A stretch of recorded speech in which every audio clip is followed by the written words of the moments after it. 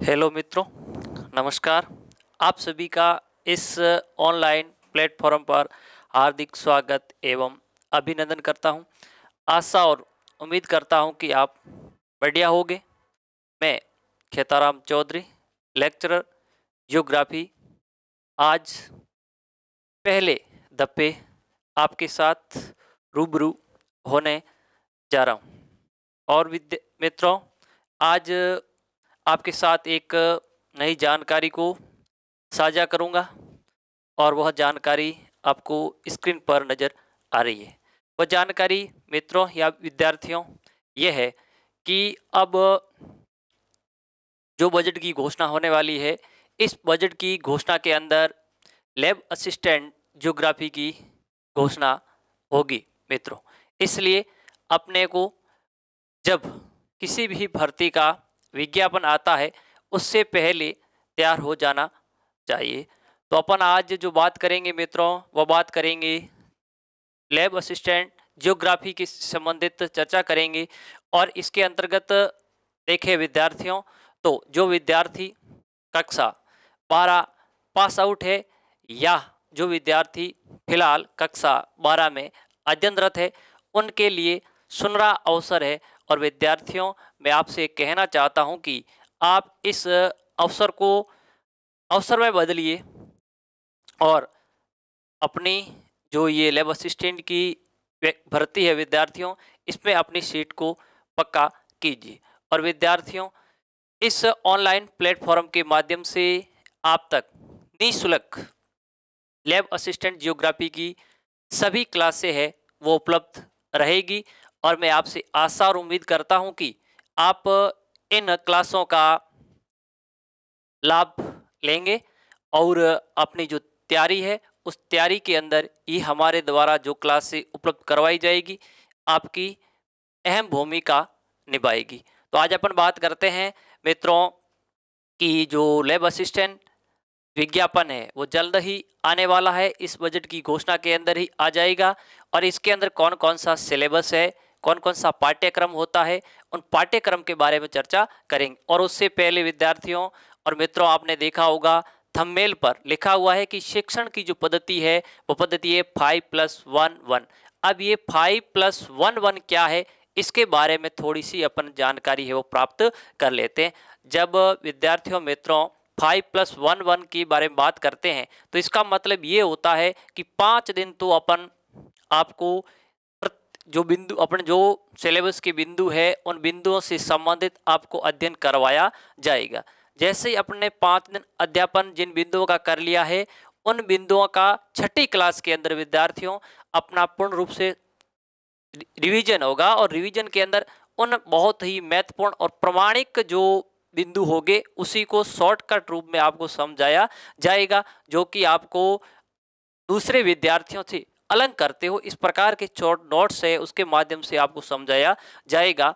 और फिर एक और इस एक का मतलब ये हुआ कि फिर अपने 6 दिन यानी 5 दिन जो अपनी क्लासेस चली और एक दिन अपना जो रिवीजन क्लास हुई, उन सभी का मिलाकर के छठ जो 7वां दिन होगा विद्यार्थियों, उस 7वें दिन अपन लेंगे टेस्ट लेंगे। और वह टेस्ट आपका विद्यार्थियों MCQ बेस पर आधारित होगा। तो इस प्रकार से अपनी ये पूर्ण सिलेबस है वो इस प्लेटफॉर्म के माध्यम से आप तक पहुंचाया जाएगा। और जिसके सेक्शन का प्रकार मैंने विद्यार्थियों आपको बता दिया है, इस प्रकार से रहेंगे। तो अपन विद्यार्थियों बिना देरी किए आज अपन बात करते हैं कि जो लैब असिस्टेंट ज्योग्राफी है, उसके अंदर सेकंड पेपर का क्या क्या सिलेबस होता है, किस किस प्रकार के टॉपिक होते हैं, उनके बारे में बात करते हैं।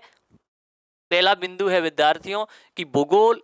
भूगोल एक समाकलित विषय के रूप में भूगोल की शाखाएं और भौतिक भूगोल का महत्व। यानी पहला है कि भूगोल एक समाकलित विषय के रूप में, यानी यहाँ इसका मतलब ये होगा कि भूगोल है उस भूगोल विषय का अन्य विषयों से किस प्रकार से संबंध है। यानी भूगोल का जैसे अपन देखें तो इतिहास से क्या संबंध है, पॉलिटिकल साइंस से क्या संबंध है, लोक प्रशासन से क्या संबंध है, यानी इस प्रकार से भूगोल विषय का अन्य विषयों से क्या संबंध है, उसके बारे में भी अपन चर्चा करेंगे।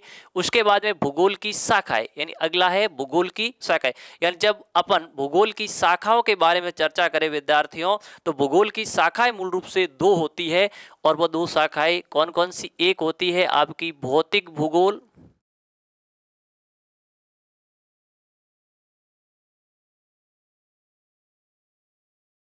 और एक होती है मित्रों मानव भूगोल।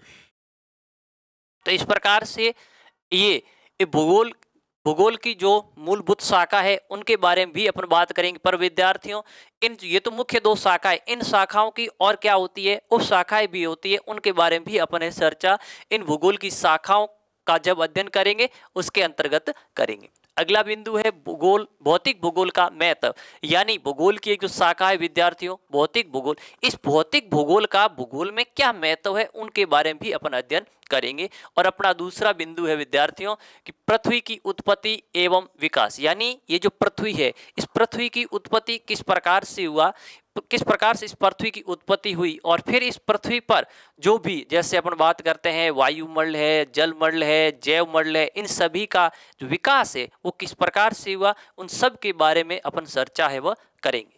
अगला बिंदु है अपना पृथ्वी की आंतरिक संरचना। यानी पृथ्वी की आंतरिक संरचना, यानी पृथ्वी के आंतरिक भाग, यानी पृथ्वी अंदर से किन किन पदार्थों से मिलके बनी हुई है, यानी किस प्रकार के पदार्थों की अधिकता है या किस प्रकार के पदार्थों की कमी है, इन सब के बारे में जब अपन बात करेंगे, जब पृथ्वी की आंतरिक संरचना का अध्ययन करेंगे, तब अपन इसके अंतर्गत बात करेंगे। और अगला बिंदु है अपना महासागरों एवं महाद्वीपों का वितरण। यानी महासागर और महाद्वीपों का, यानी पृथ्वी के धरातल पर महाद्वीप और महासागरों का वितरण किस रूप में है, यानी जलीय भाग की अधिकता है या स्थलीय भाग की अधिकता है, इन सब के बारे में है अध्ययन है वो अपन महाद्वीपों, महासागरों और महाद्वीपों का वितरण की जब बात करेंगे उस समय अध्ययन है वो अपन करेंगे।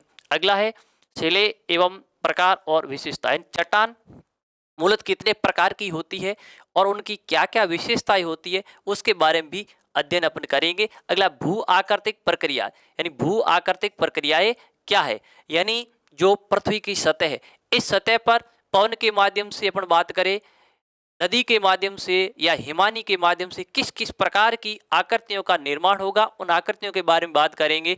जैसे अपन बात करते हैं बालू का स्तूप किस प्रकार से बनेगा, बरखान किस प्रकार से बनते हैं, या अपन बात करें और भी जो भौमजल स्तर, यानी जो भौमजल होता है उसके द्वारा सूना काष्ठ प्रदेश होता है, वहां पर जो विभिन्न प्रकार की स्थाकृतियां बनती है, या नदी द्वारा जैसे अपन बात करें जो मतलब जो डेल्टा है, डेल्टा वगैरह है, या और भी बहुत सारी आकृतियां बनती है, जलोढ़ पंख है ना, वो किस पैसे क्या बनते हैं, उन सभी का अध्ययन है वो अपन जो भू आकृतिक प्रक्रिया होगी इसके अंतर्गत करेंगे। अगला स्थल रूप और उनका विकास, यानी स्थल रूप का विकास किस प्रकार से हुआ, स्थल रूप क्या है और इन स्थल रूपों का विकास किस प्रकार से होता है उसके बारे में भी अपन बात करेंगे। और अगली बात है अब वायुमंडल और वायुमंडल का संगठन एवं संरचना। यानी वायुमंडल क्या है, वायुमंडल का संगठन कैसा है, यानी वायुमंडल किन किन पदार्थों से मिलकर बना हुआ है, और वायुमंडल की संरचना के बारे में बात करें। इससे पहले विद्यार्थियों, अगर ये जो बिंदु थे, यानी इतने जिन बिंदुओं के बारे में वायुमंडल से पहले जितने सभी बिंदुओं के बारे में बात की, यानी वैसे देखा जाए विद्यार्थियों, ये सभी बिंदु तो भूगोल की जो शाखा विद्यार्थियों भौतिक भूगोल के, पर वो इन यानी भौतिक भूगोल एक भूगोल की विद्यार्थियों क्या है, शाखा है, पर इस शाखा की भी क्या होती है, उस शाखाएं होती है, शाखा की भी क्या होती है, उस शाखाएं। जब ये जिन बिंदुओं के, जैसे मैंने बात की पृथ्वी एक समाकलित विषय के रूप में भूगोल की शाखा, भौतिक भूगोल का महत्व है, पृथ्वी की उत्पत्ति एवं विकास है, पृथ्वी की आंतरिक संरचना है, महासागर और महाद्वीपों का क्या वितरण है, चट्टान के प्रकार और उनकी विशेषता है, भूआकृतिक प्रक्रिया क्या होती है, ये बिंदु है, या स्थल रूप और उनका विकास कैसे क्या, ये बिंदु, ये सारे के सारे बिंदु विद्यार्थियों भौतिक भूगोल की एक शाखा होती है भू आकृति विज्ञान,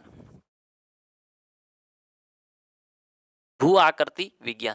तो इन सभी बिंदुओं का मित्रों जो अध्ययन है अपन भौतिक भूगोल की भू आकृति विज्ञान जो उपशाखा है, उस उपशाखा के अंतर्गत इनका अध्ययन है वो किया जाता है। आगे अपन बात करें जैसे वायुमंडल क्या है, उसका संगठन कैसा है वायुमंडल का, और वायुमंडल की संरचना कैसी क्या है, उसके बारे में अपन विस्तृत रूप से एक एक बिंदु से को लेकर के विस्तृत रूप से अध्ययन करेंगे। अगला है सूर्य ताप क्या है, उष्मा संतुलन या उष्मा बजट क्या होता है, और तापमान का वितरण। यानी विश्व यानी मानचित्र पर विश्व स्तर पर देखेंगे सूर्य ताप क्या है, उष्मा बजट क्या होता है, या उष्मा का संतुलन यानी उष्मा की मात्रा पृथ्वी पर सब जगह समान कैसे रहती है, उष्मा संतुलन क्या होगा, या तापमान वितरण क्या है उसके बारे में भी अपन बात करेंगे। अगला है वायु दाब क्या होता है, और वायुमंडलीय परिसंचरण यानी वायु दाब क्या है और जो वायुमंडल यानी जो वायुमंडल है, इस वायुमंडल के अंदर पवनों का संचरण किस प्रकार से होता है उसके बारे में अपन बात करेंगे। अगला है वायुमंडल में जल, यानी वायुमंडल के अंदर जल की जो मात्रा, वाष्पीकरण क्या होता है, संघनन क्या होगा, ये अपन बात करेंगे। जो वर्षण है इसके प्रकार और वितरण। अगला है विश्व की जलवायु और जलवायु का वर्गीकरण, यानी विश्व की जलवायु यानी विश्व के किस भाग में किस प्रकार की जलवायु पाई जाती है उस जल उनके बारे में बात करेंगे। और उसके बाद में जलवायु की वर्गीकरण के बारे में बात करेंगे। जब अपन जलवायु की वर्गीकरण की बात करेंगे तो उसके अंदर जो मुख्य रूप से बात करेंगे कॉपन महोदय ने जलवायु वर्गीकरण को मूलतः कितने क्या भागों में बांटा, फिर उसके कितने क्या उप प्रकार किए, उन सब के बारे में बात करेंगे। उसके बाद में पढ़ेंगे हरित गृह प्रभाव क्या है, भूमंडलीय उष्मन और जलवायु परिवर्तन क्या है। ये इन सभी बिंदुओं के बारे में अपन विस्तृत रूप से चर्चा है वो प्रत्येक क्लास के अंदर विद्यार्थियों की जाएगी। अगला बिंदु है जलीय चक्र और अंत समुद्री उच्चावच क्या है, यानी ये जितने बिंदु थे विद्यार्थियों यहाँ तक, जैसे अपन ने पढ़ा था कि वायुमंडल का संगठन एवं संरचना, सूर्य ताप उष्मा संतुलन या तापमान का वितरण, वायुदाब और वायुमंडलीय परिसंचरण, और उसके बाद में वायुमंडल में जल की मात्रा, वाष्पीकरण, संघनन, वर्षण के प्रकार और वितरण। फिर अपने विश्व की जलवायु क्या है, जलवायु का वर्गीकरण, हरित गृह प्रभाव, भूमंडलीय उष्मन और जलवायु परिवर्तन। ये सारे के सारे बिंदु विद्यार्थियों आपके वैसे तो है तो भौतिक भूगोल के अंदर भी, और अपन ने पढ़ा है कि भौतिक भूगोल की भी क्या होती है विद्यार्थियों, उप शाखाएं होती है। तो ये सारे के सारे बिंदु अपन जो पढ़ेंगे वो पढ़ेंगे विद्यार्थियों जलवायु विज्ञान में। किसके अंतर्गत आता है सारे के सारे बिंदु विद्यार्थियों, जलवायु विज्ञान, यानी ये सारे के सारे बिंदु। वैसे अपन देखें तो जलवायु विज्ञान भी विद्यार्थियों क्या है, भौतिक भूगोल की एक उपशाखा है। इसके बाद अगर अपन बात करें विद्यार्थियों कि जलीय चक्र और अंत समुद्री उच्चावच, तापमान और लवणता का वितरण, महासागरीय तरंगे, ज्वार भाटा और महासागरीय धाराएं, इन सभी का अध्ययन, यानी जैसे ये जलीय चक्र और अंत समुद्री उच्चावच, यानी जलीय चक्र के बारे में बात करेंगे, समुद्रों के अंदर किस किस प्रकार के उच्चावच पाए जाते हैं उसके बारे में बात करेंगे, तापमान और लवणता का वितरण महासागरों में किस प्रकार क्या है उसके बारे में बात करेंगे, और फिर महासागरीय तरंगों के बारे में बात करेंगे, ज्वार भाटा क्या होता है, या जो महासागरीय धाराएं होती है वो क्या होती है, इन सब के बारे में विस्तृत रूप से अध्ययन है विद्यार्थियों करेंगे। और ये सारे के बिंदु है विद्यार्थी, अभी अपन देख जलीय चक्र और तापमान, इनकी मैं बात करूं तो ये वैसे भौतिक भूगोल की उपशाखाएं होती है। ये बिंदु सारे जलवायु विज्ञान के थे, और ये जो बिंदु है विद्यार्थियों वो समुद्र विज्ञान के, समुद्र विज्ञान, और ये भूआकृति विज्ञान, जलवायु विज्ञान और समुद्र विज्ञान विद्यार्थियों जो भौतिक भूगोल है इसकी उपशाखा है मानी जाती है। आगे अपन बात करते हैं विद्यार्थियों, अगला अपना बिंदु है जैवमंडल, पारिस्थितिकी तंत्र एवं बायोम, जैव भू रासायनिक चक्र, जल चक्र, कार्बन चक्र, ऑक्सीजन चक्र, नाइट्रोजन चक्र और अन्य खनिज चक्र और पारिस्थितिकी संतुलन, इनके बारे में भी बात करेंगे। फिर जैव विविधता और उन जैव विविधता का संरक्षण किस प्रकार से किया जाता है अपन उसके बारे में भी चर्चा करेंगे। और उसके बाद में अब ये जो बिंदु थे विद्यार्थियों, यानी 15 नंबर और 16 नंबर जो बिंदु है, ये दोनों के दोनों विद्यार्थियों बिंदु है आपके पर्यावरण से संबंधित, किससे संबंधित होंगे, ये जो बिंदु है विद्यार्थियों वो पर्यावरण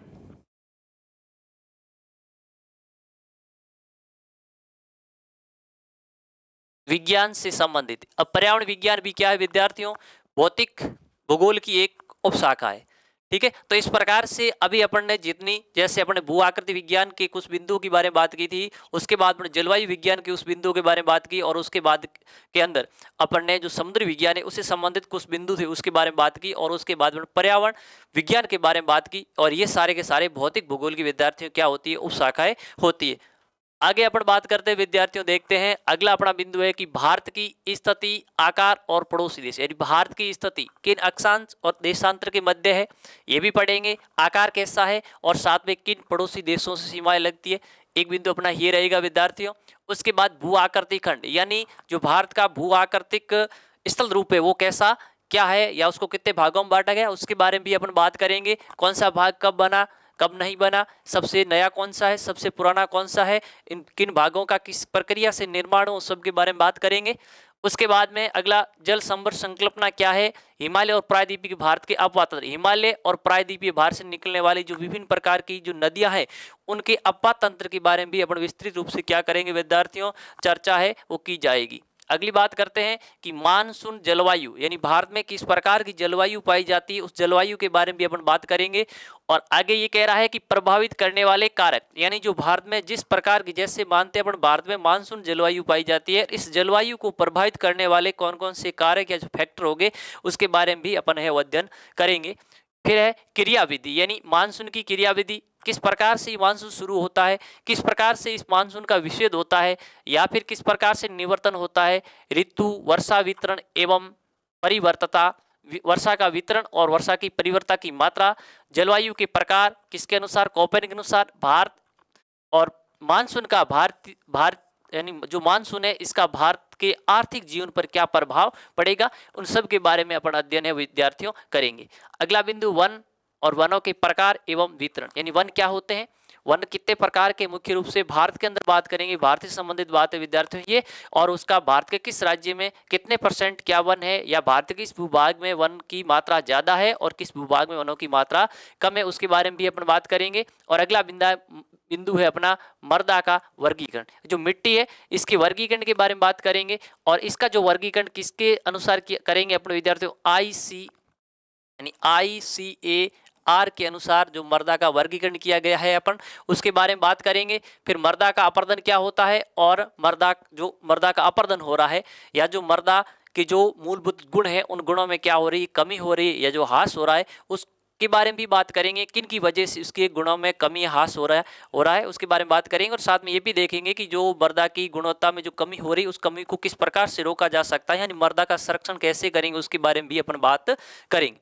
अगला बिंदु आपदा, यानी आपदाएं क्या होती है, आपदा का अर्थ जानने का प्रयास करेंगे। फिर आपदाओं के वर्गीकरण के बारे में भी अपन बात करेंगे। उसके बाद भारत में प्राकृतिक, यानी भारत में किस प्रकार की मुख्य रूप से प्राकृतिक आपदाएं आती है और भारत के किस भाग में किस प्रकार की प्राकृतिक आपदा आएगी उसके बारे में भी अपन बात है करेंगे। यानी भारत में प्राकृतिक आपदाएं और इन आपदाओं का प्रबंधन, यानी जो आपदाएं आ रही है उन आपदाओं का प्रबंधन, यानी उससे निपटने के लिए हमारे द्वारा क्या क्या प्रयास किए जाने चाहिए उसके बारे में भी अपन बात है वो करेंगे। अपना अगला बिंदु है, अब देखिए विद्यार्थियों ये सारे जो बिंदु थे यहाँ से लेकर के, यानी भारत की स्थिति यहाँ से लेकर के यहाँ तक जो आपदा तक, ये सभी बिंदु है ये विद्यार्थियों भारत की भूगोल से संबंधित है। किससे संबंधित है, भारत की भूगोल से। यानी यहाँ पर जब भारत की स्थिति की बात, भारत का भू आकृतिक खंड क्या उसके बारे में बात करेंगे, ये हिमालय और प्रायद्वीपीय भारत से निकले नदियों के अपातंत्र के बारे में बात करेंगे, भारत के मानसून के बारे में बात करेंगे, भारत में किस प्रकार के वन है या उनका जीवितन उसके बारे में बात करेंगे, और मृदा का वर्गीकरण या जो वितरण है वो भी भारत के अनुसार करेंगे, और आपदा है ये भारत में के अंदर मुख्य रूप से किस प्रकार की कैसी क्या आपदाएं पाई जाती है उसके बारे में अपन चर्चा है वह करेंगे। अब आगे देखते हैं विद्यार्थियों, अगला अपना बिंदु है कि मानचित्र, यानी मानचित्र क्या होता है। यानी देखिए विद्यार्थियों, तो ये जो बिंदु है ये बिंदु प्रायोगिक भूगोल से संबंधित है। ये बिंदु जो टॉपिक है आपके विद्यार्थियों वो है प्रायोगिक भूगोल से संबंधित। किससे संबंधित है, प्रायोगिक भूगोल से संबंधित। अब देखेंगे मानचित्र क्या है, मानचित्र कितने क्या प्रकार के होते हैं उसके बारे में बात करेंगे। फिर मापनी क्या है और मापनी के प्रकारों के बारे में बात करेंगे। उसके बाद में ये देखेंगे साधारण या रेखीय मापनी क्या होती है, दूरी का मापन कैसे करते हैं, दिशा का निर्धारण किस प्रकार से किया जाता है, और जो सांकेतिक चिन्ह होते हैं उसका मानचित्र पर किस प्रकार से प्रयोग करते हैं, उन सब के बारे में अपन चर्चा करेंगे। यानी मानचित्र क्या है, मानचित्र के प्रकार के बारे में बात करेंगे, मापनी क्या होती है और मापनी के प्रकारों के बारे में भी बात करेंगे कि जैसे साधारण रेखीय मापनी क्या होगी, या दूरी का मापन किस प्रकार से करेंगे, दिशा का निर्धारण किस प्रकार से किया जाएगा, और मानचित्र के सांकेतिक चिन्ह है उनका अपन प्रयोग किस प्रकार से करेंगे, उन सब के बारे में विस्तृत रूप से चर्चा करेंगे। अगला बिंदु है कि अक्षांश एवं देशांतर, यानी अक्षांश और देशांतर क्या होते हैं, यानी अक्षांश रेखाएं क्या है, देशांतर रेखाएं क्या है, अक्षांश क्या है या अक्षांश वृत्त क्या है, देशांतर वृत्त क्या होते हैं, उन सब के बारे में बात करेंगे, यानी इसका अर्थ जानेंगे। और फिर समय का निर्धारण, यानी किसी जगह का जो समय है उसका अपन निर्धारण किन रेखाओं के माध्यम से करेंगे उसके बारे में भी अपन चर्चा करेंगे। अगला बिंदु है कि मानचित्र प्रक्षेप क्या है, यानी मानचित्र प्रक्षेप क्या है, उसके बाद उसका निर्माण किस प्रकार से होगा, यानी प्रकार है मानचित्र प्रक्षेप क्या है। फिर अपन मानचित्र प्रक्षेप के प्रकारों के बारे में बात करेंगे, उसके बाद उसका निर्माण कैसे होता है, फिर उसकी विशेषताओं के बारे में भी बात करेंगे और एक प्रमाणिक अक्षांश सक्वाकार एवं समक्षेत्र बेलनाकार प्रक्षेप के बारे में भी अपन चर्चा करेंगे। अगला बिंदु स्थलाकृतिक मानचित्रों का अध्ययन, यानी जो स्थलाकृतिक मानचित्र उसका अध्ययन करेंगे और जिस पैमाने पे होगा वो 1:50,000 या 1:20,000 पैमाने पर भारतीय सर्वेक्षण विभाग द्वारा प्रकाशित जो मानचित्र है उसके बारे में चर्चा वह करेंगे। उसके बाद में समोच्च रेखाएं या अनुप्रस्थ काट और स्थलाकृतियों की पहचान, जैसे ढाल, पहाड़ी, घाटी, जल, प्रपात, भृगु और अधिवास वितरण, इनको कैसे प्रकार से मानचित्र पर दर्शाया जाता है, किन किन सांकेतिक चिन्हों के माध्यम से, उनके बारे में चर्चा है वह करेंगे। अगला बिंदु वायु फोटोग्राफ क्या है, प्रकार और ज्यामिति, ऊर्ध्वाधर वायु फोटो चित्र, इसके बारे में भी अपन चर्चा करेंगे। उसके बाद अगला उपग्रह बिंब, सुदूर संवेदन, आंकड़ों के अर्जन की अवस्था है, प्लेटफॉर्म संवेदक और सुदूर संवेदक और आंकड़े, उपग्रह बिंबों से भौतिक और सांस्कृतिक लक्षणों की पहचान है वो किस प्रकार से की जाती है, तो उसके बारे में भी अपन अध्ययन करेंगे। अगला बिंदु मौसम उपकरणों का उपयोग, यानी मौसम के अंदर किस किस प्रकार के उपकरणों का प्रयोग किया जाता है, उन उपकरणों के बारे में अपन बात करेंगे कि मौसम उपकरणों का उपयोग, जैसे तापमापी, आर्द्र और शुष्क बल तापमापी क्या होती है, वायु दिशा सूचक यंत्र क्या है, वर्षा मापक यंत्र क्या है, यानी मौसम, तो इन सभी के बारे में विस्तृत रूप से अध्ययन करेंगे। अगला है कि मौसम चार्ट का प्रयोग, यानी ऋतु के अनुसार चार्ट पर जो जैसे वायु दाब है, हवा है और वर्षा वितरण का वर्णन कैसे क्या कर दर्शाते हैं या किस प्रकार से लिखा जाता है, दर्शाया जाता है, उसके बारे में भी अपन बात करेंगे। तो इस प्रकार से ये सारे बिंदु थे विद्यार्थियों, ये सभी बिंदु आपके प्रायोगिक भूगोल से संबंधित है। किससे संबंधित है मित्रों, ये सारे के सारे कहाँ से लेकर के, यानी मानचित्र से लेकर के अपन ने जो बात की चार्ट एंड मौसम चार्ट तक, ये सारे के सारे बिंदु है विद्यार्थियों। ये सभी बिंदु अपने जो आपकी प्रायोगिक भूगोल है, इस प्रायोगिक भूगोल से संबंधित है। और ये प्रायोगिक भूगोल क्लास या मैं कक्षा की बात करूं विद्यार्थियों, तो कक्षा 11 की सारे के सारे प्रायोगिक भूगोल के जो चैप्टर थे उन्हीं को यहाँ पे बताया गया है। अगली बात करते हैं अपन मित्रों, जैसे मानव भूगोल की परिभाषा, अब ये बात करेंगे। अब यहाँ तक अपन जो बात की ये प्रायोगिक भूगोल की, उसके बाद पहले अपने भौतिक भूगोल, यानी भूगोल की मूल रूप से मैंने विद्यार्थियों अपन ने बात की, दो शाखाएं होती है, भूगोल, भौतिक भूगोल और एक होती है मानव भूगोल। अब अगला जो बिंदु है विद्यार्थियों सिलेबस का अपना, वो मानव भूगोल है, मानव भूगोल से संबंधित है। किससे संबंधित है, मानव भूगोल। तो यह कि मानव भूगोल क्या है, इसकी परिभाषा अलग अलग विद्वानों के अनुसार, मानव भूगोल की प्रकृति क्या है, उसका विशेष क्षेत्र क्या है और इसका महत्व क्या है, उसके बारे में भी अपन चर्चा करेंगे। और अगला बिंदु है अपना विश्व की जनजातियां, यानी विश्व में मुख्य रूप से किस प्रकार की जनजातियां हैं वो निवास करती है और किस विश्व के किस भाग में किस प्रकार की जनजाति निवास करेगी, उसके बारे में चर्चा करेंगे। जैसे देखेंगे एस्किमो कहाँ निवास करती है, बुशमैन कहाँ पे है, गौड़ कहाँ पे है, भील कहाँ पे है, इन जनजातियों का वितरण और इनका आर्थिक और सांस्कृतिक विशेषता, यानी आर्थिक रूप से, यानी एक तो बात करेंगे इनका वितरण के बारे में बात करेंगे, फिर इनका आर्थिक और सांस्कृतिक जीवन की क्या क्या विशेषताएं होती है उसके बारे में भी अपन चर्चा करेंगे। अगली बात करते हैं जनसंख्या वितरण, यानी विश्व स्तर पर जनसंख्या वितरण के बारे में बात करेंगे। यानी जो विश्व है, इस विश्व के किस भूभाग पे जनसंख्या है वो ज़्यादा निवास करती है या किस भूभाग पे जनसंख्या है वो कम निवास करती है। इसके साथ में ये भी अपन जानने का प्रयास करेंगे कि किसी भूभाग पे ज़्यादा जनसंख्या निवास करती है तो ज़्यादा क्यों करती है और किसी भूभाग पर कम जनसंख्या है तो कम जनसंख्या क्यों है। और आगे है कि घनत्व, जनसंख्या घनत्व क्या होता है उसके बारे में भी जानने की चर्चा अपन बात करेंगे। और उस घनत्व को प्रभावित करने वाले कारक कौन कौन से, यानी किसी भूभाग का घनत्व कम है और किसी भूभाग का घनत्व ज्यादा है, ऐसा क्यों है, यानी ऐसा किसी न किसी कारक की वजह से है। वो कारक कौन कौन से है जो इनको जनसंख्या घनत्व को प्रभावित करते हैं, उन कारकों के बारे में भी अपन चर्चा करेंगे। अगला बिंदु है जनसंख्या वृद्धि क्या है, यानी जनसंख्या वृद्धि, यानी वृद्धि का मतलब यहाँ जनसंख्या वृद्धि की बात करेंगे मित्रों, तो ये होता है कि जनसंख्या में परिवर्तन। अब जनसंख्या परिवर्तन का मतलब जनसंख्या एक निश्चित समय के अंतराल बढ़ भी सकती है और घट भी सकती है, उसको अपन जनसंख्या परिवर्तन कहेंगे। अब ऐसा क्यों हो रहा है उस कारणों के बारे में जानने का भी अपन प्रयास करेंगे। अब और ये घटने से या जनसंख्या बढ़ने से किस किस प्रकार की वहाँ उस भूभाग पर समस्या उत्पन्न हो जाती है, उन समस्या के बारे में बात करेंगे। और फिर ये जो समस्या उत्पन्न होती है उन समस्या से अपन उन समस्याओं से निपटान या क्या उन यानी किस प्रकार से उन समस्याओं को हल किया जा सकता है उसके बारे में भी अपन बात करेंगे। फिर जनसंख्या संक्रमण सिद्धांत क्या है या किसने दिया, ये क्या होता है, उसके बारे में भी अपन चर्चा है वो करेंगे विद्यार्थियों। और अगला बिंदु है जनसंख्या संरचना। जनसंख्या संरचना के अंतर्गत अपन पढ़ेंगे आयु वर्ग क्या है, लिंगानुपात क्या है और ग्रामीण और नगरीय जनसंख्या क्या है, इन सब के बारे में अपन चर्चा करेंगे। अगली बात करते हैं प्रवास क्या है, प्रवास की संकल्पनाएं क्या क्या है, प्रवास की कॉन्सेप्ट क्या क्या है, उसके बारे में भी बात करेंगे। फिर प्रवास के प्रकार के बारे में बात करेंगे, प्रवास के पक्ष कौन कौन से होते हैं और प्रवास से करने से या प्रवास से किस किस प्रकार की समस्याएं उत्पन्न होती है उसके बारे में भी अपन चर्चा करेंगे। अगला बिंदु है मानव विकास का कॉन्सेप्ट क्या है, यानी मानव विकास क्या है, उसका कैसा क्या कॉन्सेप्ट है मानव विकास, उसके बारे में विस्तृत रूप से चर्चाएं करेंगे। और उसके बाद अगला अपना बिंदु है विद्यार्थियों की अधिवास क्या होता है, ग्रामीण और नगरीय अधिवासों के प्रकारों के बारे में बात करेंगे। और उसके बाद में उसका प्रतिरूप और समस्याएं क्या क्या है उसके अंतर्गत भी अपन चर्चाएं करेंगे। अगला नगरीय कच्ची बस्ती क्या है और उसकी क्या समस्या है और उन समस्याओं से निपटान, उन समस्या का निपटान किस प्रकार से किया जाता है या उस समस्या का समाधान कैसे करेंगे, उन सब के बारे में बात करेंगे। और अगला अपना बिंदु है विद्यार्थियों जो सिलेबस का वो बिंदु है कि प्राथमिक व्यवसाय क्या है, इसके अंतर्गत क्या आते हैं, यानी प्राथमिक व्यवसाय की परिचय के बारे में बात करेंगे। कृषि किस प्रकार का व्यवसाय होगा, खनन कैसा होगा, आखेट कैसा होगा, पशुपालन, मत्स्य आदिम संग्रह, ये सारे के सारे विद्यार्थियों प्राथमिक व्यवसाय है। और विश्व के अंदर किस भाग में कौन सा व्यवसाय किया जाता है उसके बारे में भी अपन बात करेंगे। और अपना अगला बिंदु है विद्यार्थियों कि द्वितीयक व्यवसाय, जिसमें उद्योगों के प्रकार। द्वितीयक व्यवसाय में पहला है टाइप ऑफ इंडस्ट्रीज, यानी उद्योगों के प्रकार के बारे में बात करेंगे।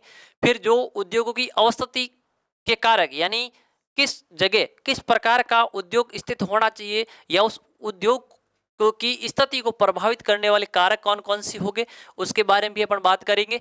और अगला कृषि आधारित उद्योग कौन कौन से उसके बारे में बात करेंगे। और फिर विनिर्माण उद्योग कौन कौन से, इन सभी के बारे में चर्चा करेंगे। अगला अपना बिंदु है कि तृतीयक व्यवसाय क्या है, चतुर्थक व्यवसाय क्या है और पंचम व्यवसाय क्या है, इसके बारे में भी अपन बात करेंगे। और अगला बिंदु है भूतल परिवहन, यानी पृथ्वी के तल पर जो परिवहन उसके बारे में बात करेंगे, जिसके अंदर देखेंगे प्रमुख अंतर्राष्ट्रीय सड़क और जल मार्ग, यानी मुख्य प्रमुख जो अंतर्राष्ट्रीय सड़कें होती है वह और जो रेल मार्ग उसके बारे में चर्चा करेंगे। और उसके बाद में अगला है जल परिवहन, यानी भूतल, यानी ये जब जो पृथ्वी है इसके ऊपरी तल पर जो परिवहन उसके बारे में बात की। और अगला जल परिवहन, जल के अंदर चलने वाले जो परिवहन कौन कौन से, जिसमें अपन बात करेंगे मुख्य आंतरिक और महासागरीय जल मार्ग, यानी मुख्य जो आंतरिक जल मार्ग और जो महासागरीय जल मार्ग कौन कौन से उसके बारे में बात करेंगे।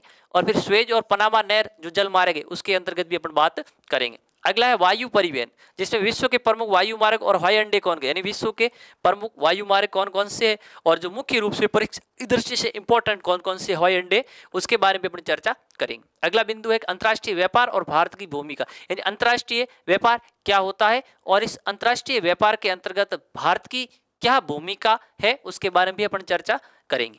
अगला बिंदु है कि आधुनिक जनसंचार के उपकरण, यानी जो वर्तमान में जनसंचार है इसके मुख्य रूप से कौन कौन से उपकरण हैं और कैसे क्या काम करते हैं वो उपकरण, उसके बारे में चर्चा करेंगे। जिसके अंदर उपग्रह क्या है, इंटरनेट क्या है और मोबाइल क्या है, इन सब के बारे में विस्तृत रूप से चर्चाएं करेंगे। अगला बिंदु है पर्यावरणीय समस्या, यानी पर्यावरण में किस किस प्रकार की समस्या है उन समस्या के बारे में बात करेंगे। देखेंगे प्रदूषण क्या होता है, अम्लीय वर्षा क्या होती है, हरित गृह प्रभाव क्या है, ओजोन परत में क्षय यानी ओजोन परत का क्षरण कैसे क्या है, ये सब बातें अपन करेंगे। अगला है वैश्विक पर्यावरण सम्मेलन क्या है, यानी जो विश्व स्तर पर पर्यावरण की जो गुणों में गिरावट आ रही है उसको बनाए रखने के लिए विश्व स्तर पर किस किस प्रकार के सम्मेलनों का आयोजन किया गया है, उन सभी सम्मेलनों के बारे में चर्चा करेंगे। और अगला बिंदु संसाधन की कॉन्सेप्ट क्या है, संसाधन क्या है उसके कॉन्सेप्ट के बारे में बात करेंगे। और उसके बाद में उसका वर्गीकरण, फिर उसका संरक्षण और पोषणीय विकास क्या होते हैं इनके बारे में बात की जाएगी। अगला अजैविक संसाधन क्या है, जैसे भूमि है, जल है, खनिज है, लोहा है, एस, तांबा, एल्युमिनियम और अभ्रक, इसके बारे में बात करेंगे। उसके बाद में देखते हैं ऊर्जा संसाधन, यानी ऐसे कौन से संसाधन हैं जिन्हें हमें ऊर्जा प्राप्त होगी उसके बारे में बात करेंगे। जब ऊर्जा संसाधन की बात करते हैं तो एक होता है परंपरागत और एक होता है गैर परंपरागत। यानी परंपरागत ऊर्जा के संसाधन कौन कौन से हैं, जैसे कोयला है, पेट्रोलियम है और जल विद्युत, इसके बारे में बात करेंगे। और गैर परंपरागत ऊर्जा के स्रोत कौन से, आणविक ऊर्जा है, जैविक ऊर्जा है, पवन और सौर ऊर्जा क्या होती है, इसके बारे में भी अपन चर्चाएं करेंगे। अगला बिंदु अपना कृषि के प्रकार, यानी कृषि के मुख्य प्रकार कौन कौन से हैं, निर्वन और व्यापारिक कृषि क्या है, आदर और शोष कृषि क्या है, गहन या विस्तृत कृषि क्या है, और जैविक उद्यान कृषि क्या है, यानी निर्वहन और व्यापारिक कृषि क्या होती है और ये किन किन क्षेत्रों में की जाती है, किस प्रकार की कृषि होती है, उनके बारे में भी बात करेंगे। फिर अपन पढ़ेंगे आदर और शोष कृषि क्या है, फिर पढ़ेंगे गहन और विस्तृत कृषि क्या है, फिर पढ़ेंगे जैविक उद्यान की कृषि क्या होती है, इन सब के बारे में बात अपन करेंगे। उसके बाद मुख्य रूप से फसलें कौन कौन सी, जैसे गेहूं, चावल, कपास, गन्ना, चाय का वितरण और उत्पादन, ये भी बात अपन इस आगे अपन क्लास के अंदर करेंगे।